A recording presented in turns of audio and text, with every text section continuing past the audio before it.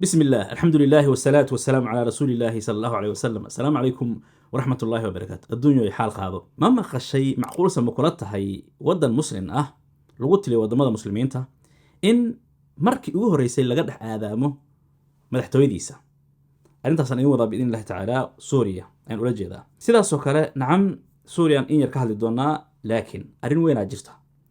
oo ku saabsan ciidamada Israa'iil oo la daba dhigtay gaalo un ilaahay ku saliday hay-ado macnaha Brazil waxa ka dhacay qiso la yaab leh askari Israa'iil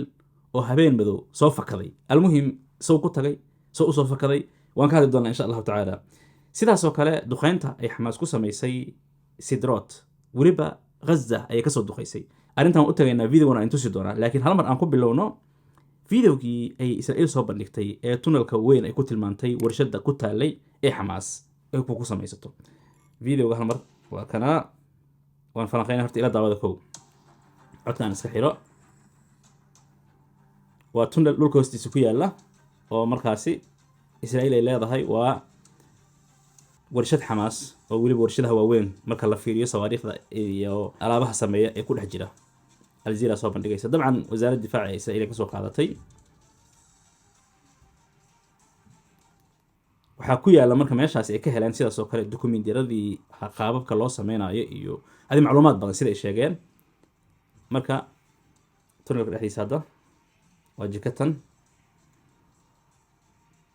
frinjeerka meelaha oxygenka مثلا dhinaca say u socoto kaamirada way ku istaagaysaa maxaa yeelay lama sii socon karo almuhim way goynayaan sida ay hataba tunnelkan ama warshadan inta la eg markii ugu horeysay Israa'iil ay sheegayso warshad inay heshaan la waxaa jirta haddii aad xasuusataan dagaalka Gaza oo markaa bil ibar laga joogo ay Israa'iil sheegtay inay soo bandhigtay warshadii ugu weyneed ee Xamaas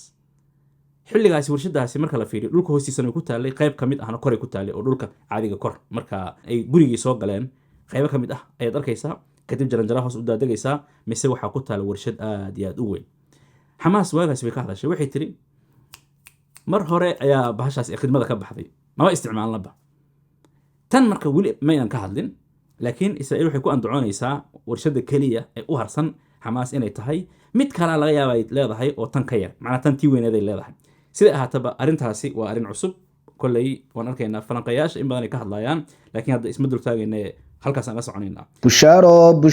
bushaaro dadweynow idinkuna bil khayr dhaha ma rabtay barashada xifdiga quraanka kariimka ah hab online hadaba haddii ay jawaabtaadu tahay ha markaska barashada quraanka kariimka ah ee Daaru Basiira Quraan Online waxa uu ogeysiinayaa inuu qaadanayo arday cusub hadaba waalid waxa kamid ah culumta aad ka baro doonto adiga iyo awlaadaadu markaska Daaru Basiira Quraan Online barashada quraanka kariimka ah barashada higaada afka Carabiga iyo barashada asaasiyaadka cilmiga shariicada Islaamka sida salaada taxiyaadka iyo waliba ayatu kursida waxa markaska ku jooga macallimiin tayo iyo aqoonba u leh cilmiga ay dhigayaan wixii faahfaahin ah waxaad kala xidhiidhaa telefoonada shaashada kaaga muuqda balanteen waa Daaru Basiira Quraan Online ma jiro wax ka wanaagsan in la baro diinta iyo tarbiyada wanaagsan ee islaamka caruurta marka ay yaryar yihiin waxa ay ku koraan wixii lagu koriyo hadaba dugsiga xifdinta quraanka kariimka ee Daaru Nuur waxa uu qabanayaa arday cusub oo online-ka lagu bari doono barashada quraanka kariimka iyo hingaada carabiga barashada ducooyinka ka sugnaaday suubanaheena sallallahu alayhi wasallam sidoo kale macadka Daaru Nuur waxa uu ardada bari doonaa barashada tawjiidka iyo xadiista si lamid ah wuxuu macadka bari doonaa ardada barashada afka Soomaaliga qorid iyo akhrinba waxa intaas sii dheer barashada farqurxinta oo muddo kooban lagaga sixi doono akhrin qorid iyo qurxinba fiiro gaar ah barashada xifdinta quraanka kariimka kuma koobna caruurta kaliya waxa ay madrasadu qabanaysaa dadka da'doodu ay weyn tahay isqoristu hadda ayay socotaa ee fadlan la xiriir lambarada shaashada kaaga muuqda dhinaca kale duqeyntii maanta Israa'iiliintu way yaaban yihiin waxay leeyihiin aaza ilaa Gaza ayaga aaza marka ay farabi ahaan u dhahayaan waa sidaas ama sida kale af cibriga waxay ku dhahaan gush khatiif marka aaza ma Gaza wali soo weeraraysa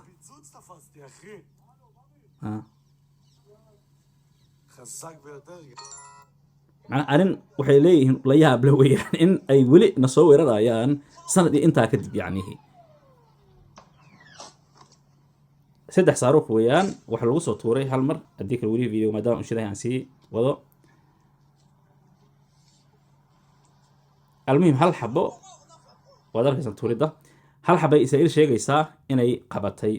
labana ay soo dhaceen mid markuu guriga ku dhacay kaasoo sababay khasaaro gurigaasi iyo adiga dhaawacyada yaryar sida ay sheegeen midkaan meel cidla oo bannaan ayuu ku dhacay ay leeyihiin laakiin wax weyn ma aynan ku sheegin ayib qisada iyo arrinta askarta israa'iil iyo caalamka sida loo ugaarsanayo bilaabashada ay bilaabatay taqriiban arrintan waxay jirtaa hadda muddo ku dhawaad 7 bilood meelahaasi 6 bilood 7 bilood meelahaasi jirtaa yani askarta israa'iil markay fasax soo qaataan oo ay wadamadan yurub yimaadaan ilaan accountay leeyihiin gaalada yani ama reer yurub ama reer maalan maraykan oo kale iyo dad waxaa jira marka activists la dhaho oo sidaa u sheegta inay bulshada ugu dhaqdhaqaaqaan oo iyo wixii la midka ah almuhim kuwaasaa talagareeya marka oo sidaa u dabagala kadib qofkii oo iska fadhiya muqaayad ku taala muqaayadaha maalan yurub ama maraykanka ayaa kamera lala du istaagaya adi waa la wareerinaya intaa laga duuba markaasuu qofkii cararaya waa askartaan ka hadlaya mogtahay meeshaasay marka mari jirtay inta badanna arrinta saasay u badnaan jirtay laakiin hadda waxaa dhacday qolooyinkaasi u dagaalama xuquuqda insaanka iyo dadka adiga mujrimiinta ah iyo kada iyo baara inay tiraagareeyeen ay dabagaleen askari israa'iili ah oo fasax usoo qaatay holiday ku jooga brazil maxkamaday kusoo ogeen almuhim waarantaaba loo soo jaraba ninkii dowladdii brazil iyo dhinacaasi iyo maxkamadaheeda ayaa ninkii usoo jaray in macnaha lasoo qabto almuhim akhbaartii uu helay sida qoran inkastoo hadallada ay kala duwan yihiin taqriiban dhowr ilo ayaa hadallo kala duwan sheegaya laakiin hadalka uu ku hadlay marka haddaan soo qaato labid nin kala dhehe ee xisbiga mucaaradka israa'iil ay soo warinayaan wuxuu leeyahay waxaan maraynaa in ciidamadeenii bannaanka aaday ee wadamada caalamka aaday si uun xoogaa eer nafaas yar ay usoo helaan ay fasax u qaataan in habeen mugdi ah ay soo dhuntaan ayagoo bas raac tarin raac kadibna diyaarad kasoo raacaya meel kale ayagoo isqarinaya in ay ka mid yihiin ciidamadii israa'iil ee lagu faani jiray awooddeena uu leeyahay sida qoraalka uu yahay awooddeenna iyo ka hebaysigiina naga hebaysanaya haddaan yuhuudna macnaha caalamku way kasii baaba'aysaa dowladdan netanyahu ayaana u sabab ah wuxuu leeyahay marka hadalkuu dheeryahay arrintan waxay imtixaan ku tahay dowladdan oo lagu imtixaamaya inay siyaasadeeda khaarijiga ah ay aada u wanaajiso xooggii iyo awooddii ay ku lahaydna caalamka ay soo celiso lana xisaabtanto waa sida hadalkiisa uu yahay lana xisaabtanto wadamada arrintaa ku dhaqaaqaya gaar ahaan hadda brazil ay ku bilowdo halkan ay qabsato ay dhahdo sabab aad u samaynaysaan wixii la midka ah almuhim yaa ceyrsanaya ciidamada israa'iil ma ahan muslimiin ma ahan falastiiniyiin ma ahan carab waa gaalo dad dhaqdhaqaaqa oo xuquuqul insaan iyo adduun u dhaqdhaqaaqa ayaa sidaa u talaagaraynaya macnaha ilaan twitter qofkan leeyahay facebook uu leeyahay tiktok ay leeyihiin yani waxyaalahaas ay leeyihiin ay kusoo bandhigaan waxyaalaha ghaza ay ka sameeyaan iyo kada way soo bandhigaan caadiyan gurubyo ay leeyihiin oo telegram oo kada iyo almuhim sidaas inta loo dabagalo ayaa halhal loo qabanaya ayib midda kale gudaha suuriya arrintan ayaa ka jirta horey dabcan waa loo sheegay laakiin hadda bisha soo socota wixii laga bilaabo reer suuriya shaqaalaha guud 4% waa sida hadda ogow 4% ayaa mishaaraadkooda kor loo qaadayaa arrintaasoo maasha allah cajiib ah xukuumaddeena inay kaga daysato gaar ahaan askarta soomaaliyeed uma qalmaan 200 wallaahi uma qalmaan 200 macquul ma ahan qof dhan bannaanka kuu jooga ku ilaalinaya qori sita in 200 uu ku shaqeeyo caqli gal ma ahan qof iska fadhiya baashaalaya xildhibaan ah ama kada aana inuu intaasoo kun uu qaato caqli gal ma ahan si kalaan u shaqaynaaye arrintan hanoo noqoto wax aan wax ku qaadano halkaasna laga tagaya sheekh maxamed naabulsi raatiba naabulsi oo lagu soo dhaweeyay qasrigii mar laga ceyriyey qasri lagama ceyrin dabcan yani laakiin waddankiisa laga ceyriyey adduunka iyo taqalubaadkiisa ka mid tahay bal u fiirsada kursiga bashaar ku fadhiisanayn waa kana kursiga madaxda lagu soo dhaweynayn waa kana asagaa fadhiya sheekhan waa sheekh caalim ah sheekh maxamed raatib an-naabulsi la dhaho intii badan aad taqaanaan si fiican loogu soo dhaweeyay hadda suuriya waa reer suuriya almuhim waa kaasa shalayna wuxuu ahaa qaxooti bannaanka baxsad ku ah maantana waddankiisa usoo laabtay okay arrinta cajiibka ah oo la yaab kale ee ku saabsan aadaanka oo laga aadaamay madaxtooyadii suuriya bal hal mar ayna shido مقطع فيديو للأذان يرفع لأول مرة في القصر الجمهوري في سوريا. حي على الصلاة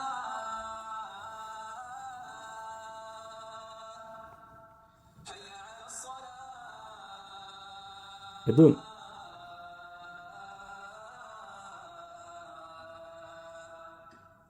يا الله من هنا كان hal mar hadalkiisa waa yar dib dhigaya macnaha meeshan lagu aadaamayo waxaa lagu leeyahay haba yaraatee bashaar intuu jiray aabihiis intuu yani 52 sano hal aadaan iska dhaaf hal salaad laguma tukan bal suuriyiinta waxay markhaati ka kacaan dhagayso قمة الكفر بالله سبحانه وتعالى. هؤلاء الذين كان أو هذا المكان كان يخرج منه التعليمات التي تمنع الجيش من الصلاة، التي كانت تأمر بمن يخدم في الجيش أنه إذا صلى يسجن انفرادية. wuxuu leeyahay meeshan waxaa ka soo bixi jiray awaamir ciidamada dabcan aynan tukan karin qof alla qofkii lagu qabtana ogow sheekh waxaa ka hadlayay daraad sheekh fawaas sida ciidamada suuriyiinta ah loogu diido salaad kii lagu arkana loo xiri jiray asagana wuxuu leeyahay Shamsuddin Maxamed Shamsuddin ciidanka marka lagu arko oo la sheego xataa ma lagu arko yani qofaa wuxuu sheegayaa qofkaasi waa ka shakisan inuu tukado ayaan ka shakisanahay waa la qabanaa waa la xirayaa arrin kale ku darso oo wadamada muslimiinta oo dhan badanka way leeyihiin arrintaasi shaarbaha daysashadiisa ama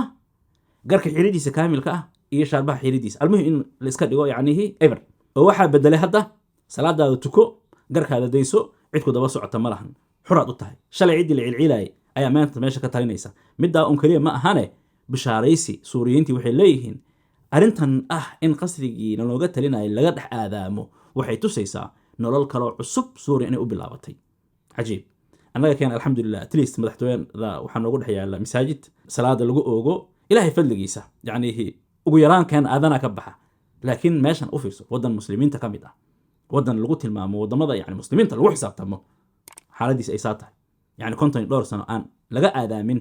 in lagu tukada iska dhaafe dhexdiisa yani aan laga aadaamin ilahay amarkiisa cajiib intaasaan kusoo koobaya salaamu allahi calaykum waraxmatuhu wabarakaatuh ma jiro wax ka wanaagsan in la baro diinta iyo tarbiyadda wanaagsan ee islaamka. Carruurta marka ay yaryar yihiin waxa ay ku koraan wixii lagu koriyo. Haddaba dugsiga xifdinta quraanka kariimka ee Daarunuur waxa uu qabanayaa arday cusub oo online-ka lagu bari doono barashada quraanka kariimka iyo hingaada carabiga, barashada ducooyinka ka sugnaaday suubanaheena sallallahu calayhi wasallam. Sidoo kale macadka Daarunuur waxa uu ardada bari doonaa barashada tawjiidka iyo xadiista. Si lamid ah wuxuu macadka bari doonaa ardada barashada afka Soomaaliga qorid iyo akhrinba. Waxaa intaasi dheer barashada farqurxinta oo muddo kooban lagaga sixi doono akhrin qorid iyo qurxinba. Fiiro gaar ah barashada xifdinta quraanka kariimka kuma koobna carruurta kaliya, waxa ay madrasadu qabanaysaa dadka da'doodu ay weyn tahay. Isqoristu hadda ayay socotaa ee fadlan la xiriir lambarada shaashada kaaga muuqda. bushaaro dadweynow idinkuna bilkhayr dhaha ma rabtay barashada xifdiga qur-aanka kariimka hab online haddaba haddii ay jawaabtaadu tahay haa markaska barashada qur-aanka kariimka ee daaru basiira qur-aan online waxa uu ogeysiinayaa inuu qaadanayo arday cusub. haddaba waalid waxaa ka mid a culumta aad ka baran doonto adiga iyo awlaadaada oo markaska daaru basiira qur-aan online barashada qur-aanka kariimka barashada higaada afka carabida iyo barashada asaasiyaadka cilmiga shareecada islaamka sida salaada ataxiyaadka iyo waliba ayatu kursida. waxaa markaska kuu jooga macallimiin tayo iyo aqoonba u leh cilmiga ay dhigayaan. wixii faahfaahin ah waxaad kala xidhiidhaa telefoonada shaashada kaaga muuqda. ballanteenu waa daaru basiira qur-aan online.